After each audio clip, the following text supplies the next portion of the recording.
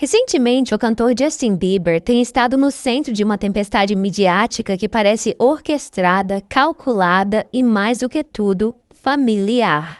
As notícias surgem uma atrás da outra, sempre reforçando a mesma narrativa: crise no casamento, desequilíbrio emocional, uso de drogas, afastamento da carreira e um comportamento muito estranho. Money, money, money, money, money, money, money, money. Money, get out of here, money. I don't care about this. All you want is money. Go, get out of here. All you guys want is money. Money, money, money, money, money. Money, money, money. Get out of here, bro. Okay. Get out of here, money.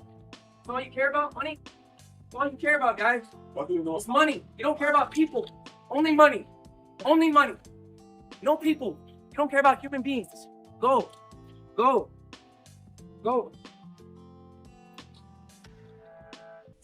Mas para quem já viu esse roteiro antes com Michael Jackson, que vamos falar mais à frente, com Britney Spears, Macaulay Culkin e tantos outros, fica difícil acreditar que isso seja apenas coincidência, e muito menos uma preocupação da imprensa com o bem-estar de Justin Bieber.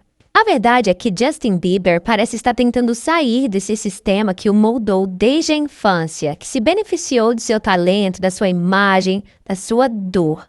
E agora que ele está mais próximo da fé, da família, da vida fora dos holofotes, eles reagem da única forma que sabem, tentando destruir tudo que o mantém firme. E o que a mídia faz quando quer destruir alguém?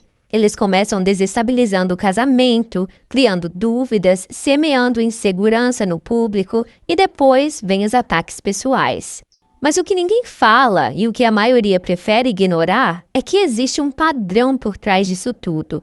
Um padrão sombrio que mistura contratos abusivos, manipulação psicológica, controle judicial e uma máquina de entretenimento. I'm single. I couldn't help it. He was just so delicious. So little. Just Quebrar essas correntes, mas pode ser o próximo a ser Wow!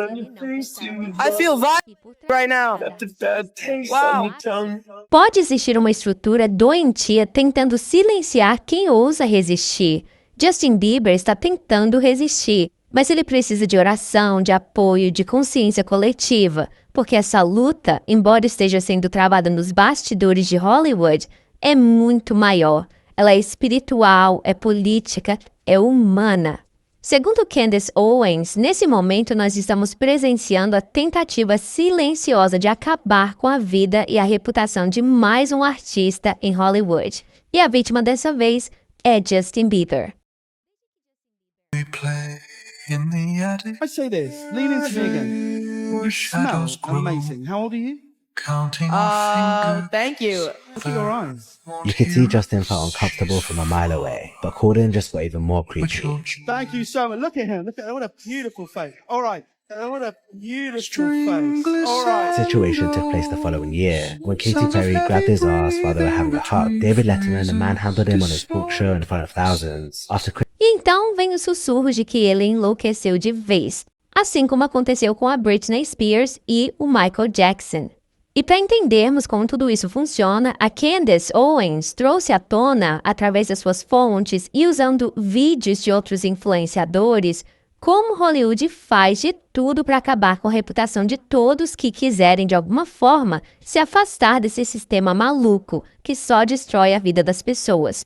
Mas antes de nos aprofundarmos na situação triste em que o Justin Bieber está passando, vamos falar um pouco de como eles destruíram a vida do Michael Jackson, e que pode muito bem ter sido a maior vítima dessa indústria, tendo até a sua própria vida ceifada por eles. E também o porquê de essa história ser relevante nesse contexto aqui. Quando você fala em Michael Jackson, a primeira coisa que vem à mente é que ele é o rei do pop, tinha uma voz e um estilo de dança únicos, músicas incríveis, morreu muito jovem, mas que também foi acusado de ser um pedófilo, certo? Mas antes da sua vida virar de cabeça para baixo, Michael Jackson era uma das celebridades mais amadas do mundo inteiro. 30 anos de carreira impecável, sem uma única acusação, e de repente tudo desmoronou. Foi em 1993 que veio a primeira acusação contra ele, feita por um roteirista da indústria que também era um dentista judeu, chamado Dr. Evan Chandler. A acusação era que Michael havia abusado sexualmente do filho de Chandler, que se chamava Jordan e tinha 13 anos de idade. Tudo começou quando Jordan supostamente revelou ao seu psiquiatra que teria sido abusado por Michael Jackson. E a partir disso, a polícia de Los Angeles abriu uma investigação criminal, mas não encontrou nenhuma prova física que sustentasse essa acusação. Em menos de um ano, o caso foi oficialmente encerrado. Evan Chandler e seu filho Jordan. Bom, segundo Candace, em um dia, o carro de Michael Jackson quebrou no meio da estrada e quem acabou socorrendo foi um homem chamado David Schwartz, que era dono de uma oficina mecânica. David levou Michael até a sua loja e, surpreso com a situação, imediatamente ligou para sua esposa, June Chandler Schwartz, dizendo que não acreditava que Michael Jackson estava em sua oficina. Ela então foi até lá e levou seu filho Jordan com ela. E foi assim que tudo começou. Michael ficou encantado com a gentileza daquela família e criou laços com o menino, e logo os três viraram grandes amigos. Michael convidava Jordan e a mãe para viagens, passeios e até para dormir em seu famoso rancho, o Neverland, junto com outras crianças. E a visão pública era que Michael Jackson nunca teve uma infância de verdade e por isso que ele sentia a obrigação de oferecer às crianças a experiência de que ele nunca pôde ter. A mídia naquela época adorava esse enredo, tratava os Chandlers como a família do coração de Michael. Mas um dia, o pai biológico de Jordan, o Dr. Evan Chandler, começou a se incomodar com a proximidade do filho com o cantor. Sim, o cara que ajudou Michael Jackson era na verdade padrasto de Jordan e não o pai biológico. E para piorar mais ainda a situação, em meio a toda essa confusão, LaToya Jackson, irmã de Michael Jackson, surgiu publicamente com uma declaração bombástica. Ela afirmou que Michael era sim um pedófilo. Mas o que chamou a atenção foi o vazio por trás dessa fala de LaToya. Nenhuma prova, nenhum contexto, nenhum fato que justificasse uma acusação tão séria. E quando começaram a pressioná-la sobre o motivo de ela ter dito aquilo, ela acabou confessando que havia sido coagida pelo próprio marido a dizer tudo aquilo. Mas como assim? O que esse marido, cunhado de Michael Jackson, teria a ver com essa história? Segundo a Candace Owens, o marido de LaToya era um judeu imigrante russo que, ao longo do tempo, foi trocando de identidade como quem troca de roupa. Primeiro ele se chamava Jack Leon Gordon, depois ele virou Samuel Isaac Gordon, até que finalmente ele trocou o nome pela terceira vez para Clifford William Johnson. E como se isso não bastasse, ele também mudou seu local de nascimento, que passou de Las Vegas para Springfield, em Massachusetts. E o mais perturbador de tudo isso é que, segundo a própria LaToya, foi ele quem a obrigou a se voltar contra o irmão e a fazer aquela acusação sem fundamento. Mas por quê? Então, o escândalo só aumentou com essas duas acusações quase que surgindo ao mesmo tempo na vida de Michael Jackson, que tinha apenas 34 anos de idade. Mas o interessante é que um ano após toda essa confusão criada pelo pai, Jordan, com apenas 14 anos, entrou com um pedido na justiça para se emancipar legalmente. Ele queria se desvincular completamente tanto do pai quanto da mãe, e o juiz logo concedeu. E nós sabemos que para uma criança de 14 anos pedir para se emancipar dos pais e o juiz de bom grado permitir, algo de muito importante deve ter acontecido, não é mesmo? Algum motivo esse menino tinha para querer distância dos pais. E tudo só se confirmou quando, 10 anos mais tarde, Jordan chegou a solicitar até uma ordem de restrição contra o pai, alegando que ele tentou agredi-lo. Mas por que, afinal, Jordan teria tanto desprezo por um pai que, em teoria, estava apenas tentando proteger o filho do terrível Michael Jackson? Pois é, a resposta pode estar num detalhe que passou batido por muita gente, mas que muda completamente a perspectiva da história. Um artigo publicado em agosto revelou que no dia 2 de agosto de 1993, o próprio Dr. Evan Chandler, além de pai, também era dentista, arrancou um dente de Jordan e durante o procedimento, com a supervisão de um anestesista, ele aplicou no garoto uma dose de sódio amital.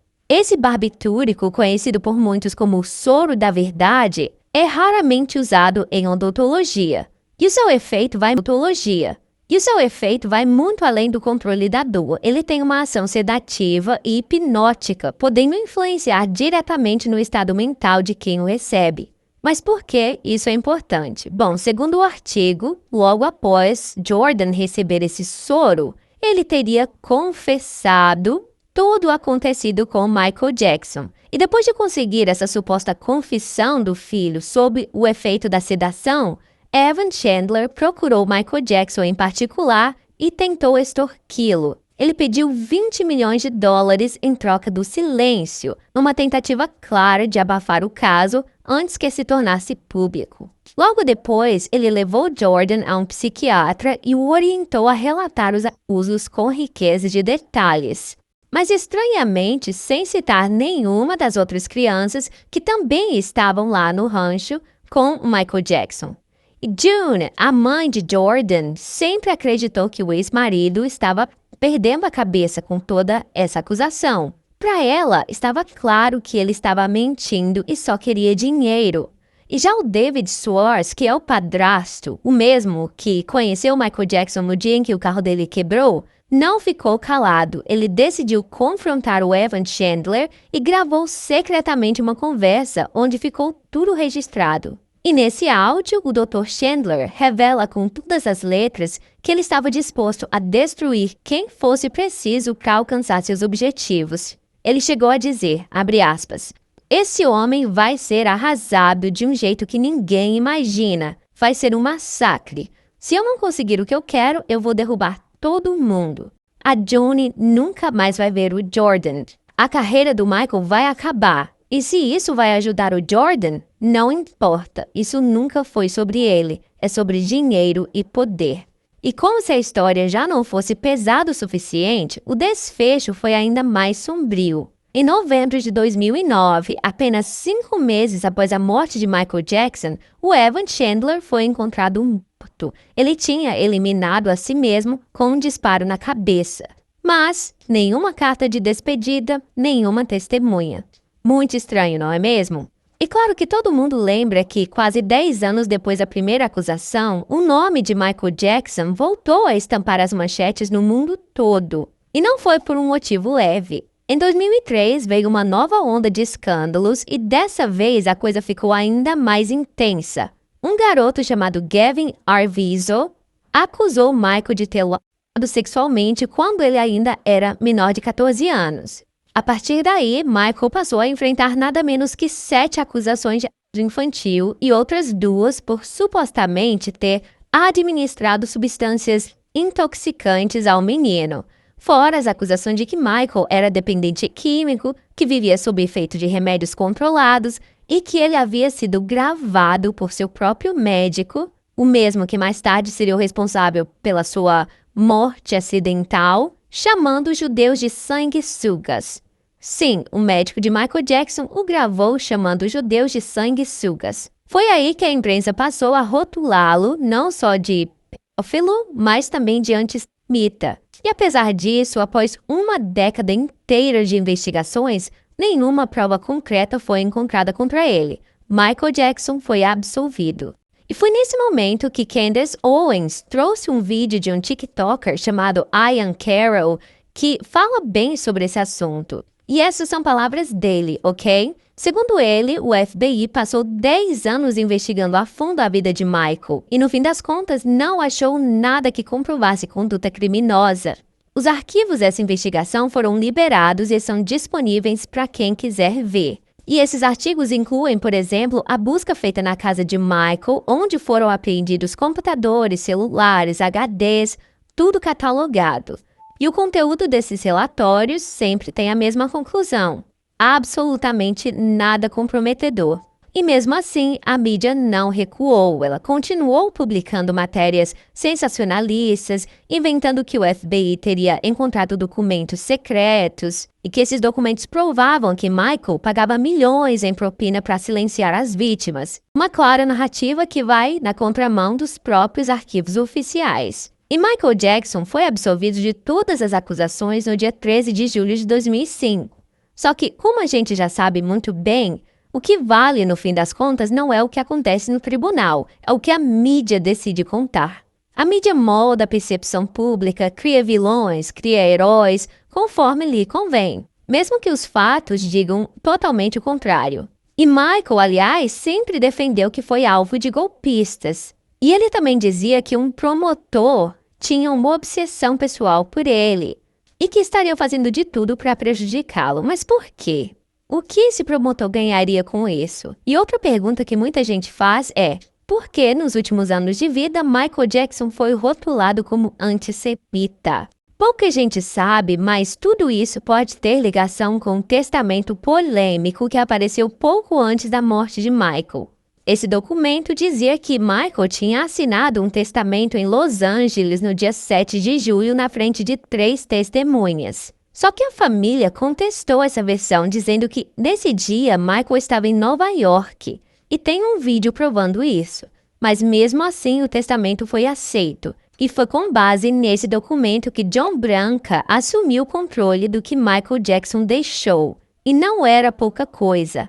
Além de 230 milhões de dólares em patrimônio, ele tinha metade da Sony, que era avaliada em 750 milhões na época. Ou seja, muito dinheiro em jogo. O detalhe é que anos antes, em 2003, Michael tinha demitido o próprio John Branca, acusando ele e o chefão da Sony na época, o Tommy Mottola, de desviar dinheiro dele por meio de contas em paraísos fiscais. Olha só, os dois tinham muito poder na indústria, inclusive a Vanity Fair já ligou o nome de Mottola à máfia. E Michael não se calou, ele chegou a dizer que Mottola era o diabo e falou em público sobre os abusos que Mariah Carey teria sofrido nas mãos dele.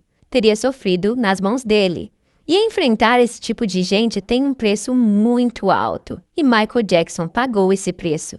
E mais, Michael teve coragem de denunciar como as gravadoras trapaceiam os artistas. Ele queria defender os pequenos artistas explorados e dizia que não podia permitir mais esse tipo de coisa, especialmente com artistas negros. Em um clipe de 2002, mostra Michael Jackson dizendo que Tommy Mottola, o presidente da gravadora, era mau, racista e muito, muito diabólico.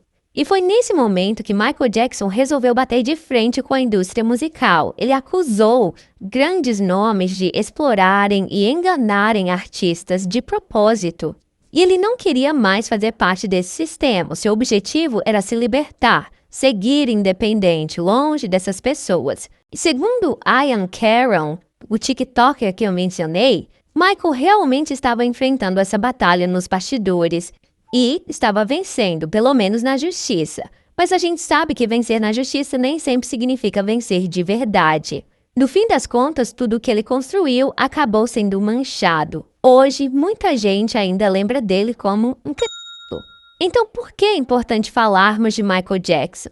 Porque, na verdade, esses ataques da imprensa não vieram de forma sincera. Eles começaram quando ele passou a retomar o controle da própria vida. E como o Ian mostrou, ele estava vencendo a briga contra a Sony. Ele estava tirando o poder das mãos deles e foi aí, de forma conveniente, que o Michael Jackson acabou perdendo sua vida. Supostamente por uma overdose acidental, dada por seu médico que, na verdade, trabalhava ali junto com o segurança de Sean Combs. E eu sei que tudo isso parece muito conspiratório, mas faz muito sentido se você analisar cada detalhe. E o que a Candace Owens e o Ian Carroll querem dizer com tudo isso é que a mídia diabólica de Hollywood é controlada por essas pessoas e que, no fim, muitos deles são judeus sionistas e que o Michael Jackson, quando tentou o controle da sua própria vida e carreira, virou inimigo número 1 dessas pessoas e teve a vida destruída. Por isso, tantas pessoas que o acusaram faziam parte do grupo de judeus sionistas de Hollywood. Todos estavam no mesmo barco. E o exemplo do que aconteceu com Michael Jackson, do início ao fim, parece estar se repetindo com Justin Bieber. Nesse momento, parece existir uma campanha massiva para destruir a sua imagem. Mas por quê? O que o Justin Bieber fez para merecer o mesmo destino do Michael Jackson? E esses poderosos pegaram um carinho e amor que Michael Jackson tinha por crianças e fizeram todo esse alvoroço em torno aí da sua imagem. E agora estão pegando a fé de Justin Bieber, a família, tudo que ele construiu para transformar em um circo e assim destruir a sua vida também. Mas por quê? Se você anda prestando atenção nas notícias, você deve ter percebido que o nome do Justin Bieber está estampado por todos os lados ultimamente e quase sempre envolvido em fofocas sobre a crise no casamento. Só na última semana, o Daily Mail publicou uma enxurrada de manchetes sobre isso, e uma dizia que até a Kendall e a Kylie Jenner estavam aí fazendo de tudo para ajudar a Hailey e o Justin a salvarem o casamento. Outra matéria sugeria que a Selena Gomez sempre soube que a Hailey estava obcecada pelo Justin há anos. E teve também uma manchete sobre Justin reagindo ao fato de Hailey ter ido a um evento sozinha. Em outra matéria, aparece ele comentando que ela não apareceu em um tapete vermelho importante, mesmo tendo sido convidado como VIP. Tudo isso, claro, com um pano de fundo de que os dois estariam enfrentando uma suposta crise conjugal. Que dá para perceber o que está acontecendo. É uma narrativa sendo construída onde tudo aponta para um suposto colapso do casamento deles. E quando a coisa se repete tanto assim, ou tem muito dinheiro envolvido na história, ou tem alguém grande por trás, controlando ali os fios, é sempre algo muito bem orquestrado. E olha que nós estamos falando só de um dos meios de comunicação que noticiaram isso. Mas a cobertura está sendo tão exagerada que chega a parecer uma piada. E teve até uma foto do casal caminhando pela Disney, e como o Justin não estava sorrindo, a legenda da foto foi algo do tipo: veja como ele está infeliz com a Hailey Bieber. Como se fosse normal você sair por aí sorrindo à toa mostrando os dentes. E Candace Owens disse que fontes de dentro da indústria afirmaram a ela que o verdadeiro objetivo disso tudo é enfraquecer o apoio emocional de Justin Bieber. E quando você quer desestabilizar alguém, o que você faz? Primeiro passo é atingir a sua base, que é a família. Isso é sempre uma tática antiga em campanhas de difamação. Uma parte disso é paga, planejada, com gente recebendo para espalhar esses boatos, e o resto vem com a manada, a reação natural. As pessoas vão, entram na onda e acreditam no que estão vendo e replicam. E tem muita gente sendo usada para alimentar esse ataque constante.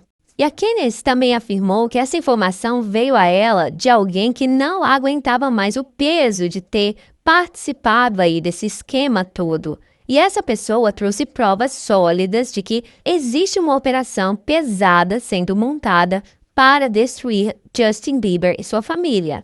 E o nome que surgiu por trás dessa articulação também bem interessante foi o nome de Stephanie Jones, que é aquela relações públicas que também está por trás aí da campanha para destruir o Justin Baldoni.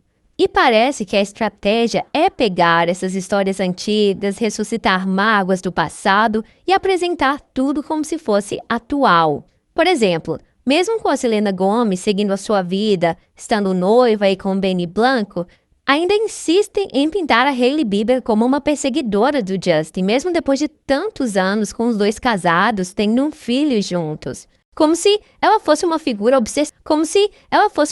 obsessiva que teria arruinado a vida do Justin Bieber. Pelo amor de Deus. O Justin Bieber casou com a Hailey Bieber porque ele quis casar com ela, ele não foi forçado a casar com ela. E eles estão tentando empurrar essa mensagem de fundo, porque, no fundo, eles não aceitam que o Justin Bieber se casou, se reaproximou da fé de Deus e deixou de ser alguém que podia ser facilmente manipulado. Apesar de ter muitos problemas visíveis, você pode ver que Justin Bieber, ele se afastou da indústria nos últimos anos. Ou pelo menos tentou. E parece que ele, assim como Michael Jackson no passado, entrou em rota de colisão com esses executivos poderosos da indústria musical. O Justin Bieber traz muito dinheiro para a indústria. Ele é uma das figuras mais famosas do mundo. Talvez em questão de fama pode até ser comparado com Michael Jackson. Na época do Michael Jackson, as redes sociais eram muito mais limitadas. Hoje em dia, o Justin Bieber consegue muito mais alcance. Então, ele é uma máquina de fazer dinheiro. A última coisa que os poderosos da indústria querem é que ele se afaste.